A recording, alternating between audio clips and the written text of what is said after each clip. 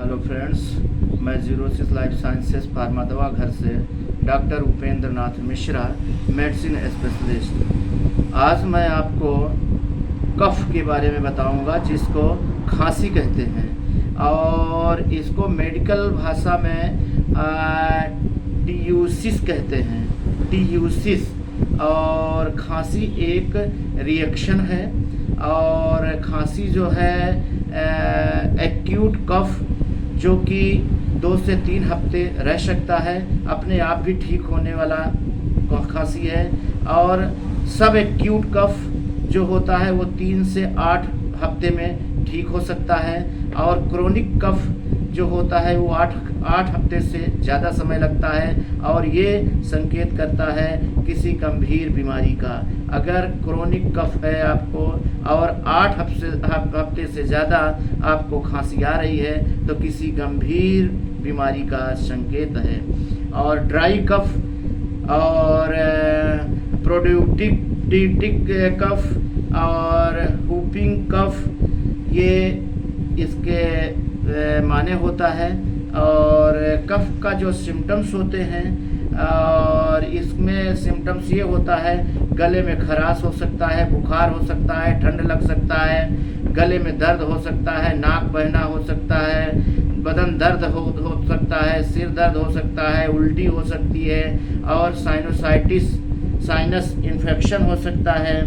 और जो काफ़ी गंभीर स्थिति लाता है, ज़्यादा अगर खांसी आ रही है जिसमें भूख कम लगना और वज़न घटना और कफ के साथ ब्लड आना और थकान महसूस होना, ये गंभीर स्थिति ला सकता है। ऐसा कफ अगर आ रहा है, ऐसी खांसी अगर आपको आ रही है और खांसी के समय ये प्रॉब्लम अगर आपको है कि आपका वज़न कम हो रहा है, भूख कम लग रही है और कफ के साथ ब्लड आ रहा है और थकान महसूस हो रही है, तो ये गंभीर स्थिति में है। और इसके जो काजेज़ होते हैं खांसी के, उसमें ये है कि फेफड़ों में बैक्टीरियल इन्फेक्शन, वायरल इन्फेक्शन, सर्दी, फ्लू, अस्थमा, एलर्जी और साइनोसाइटिस, और ये जो है इसके कारण होते हैं। और एक बलगम जो आता है, बलगम वाली जो खांसी का कारण बनता है, तो ड्राई कफ इसका कारण बनता है। और बलगम वाली जो खांसी आती है जिसको वेट कफ कहते हैं, गीली खांसी, उसका वो 2 तरह के खांसी होते हैं जो गंभीर स्थिति में लाते हैं। अगर बलगम वाली खांसी है तो के कारण है तो इसमें फ्लू, निमोनिया, अस्थमा, ब्रोंकाइटिस, ठंड लगना जैसी समस्या का कारण बन सकता है।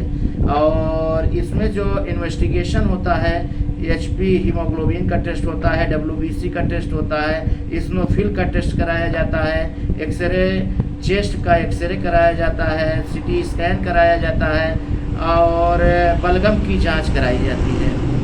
और इसके जो कफ के ट्रीटमेंट हैं वो डॉक्टर इसमें जो मेडिसिन चलाते हैं, वो मेडिसिन में एंटीबैक्टीरियल मेडिसिन चलती हैं, एंटीवायरल मेडिसिन चलती हैं, एंटी कोल्ड मेडिसिन चलती है और RTI रेस्पिरेटरी ट्रैक का एंटीबायोटिक चलती है और NSAID की भी मेडिसिन चलती है, नॉन स्टेरॉइडल एंटी इन्फ्लामेशन की मेडिसिन भी इसमें चलती है।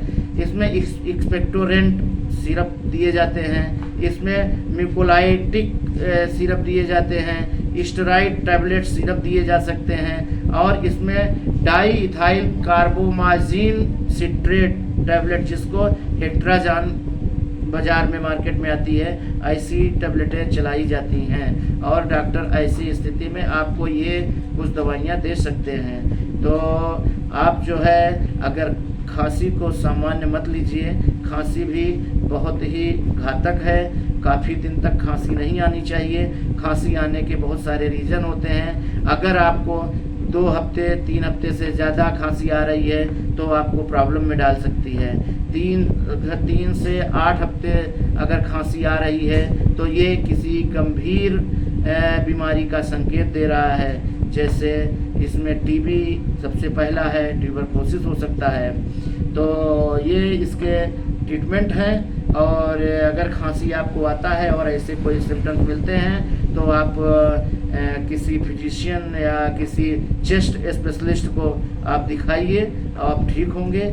और यही थोड़ा बड़ा इसका ट्रीटमेंट है। अगर आप समय से इसका ट्रीटमेंट करा लेंगे तो ठीक हो जाता है।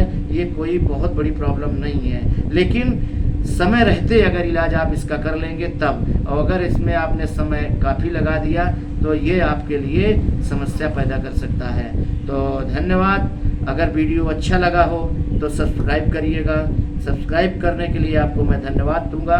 और बस यही मेरी शुभकामना है आपके साथ कि आप ठीक हो जाइए और स्वस्थ रहिए। धन्यवाद। जय हिंद।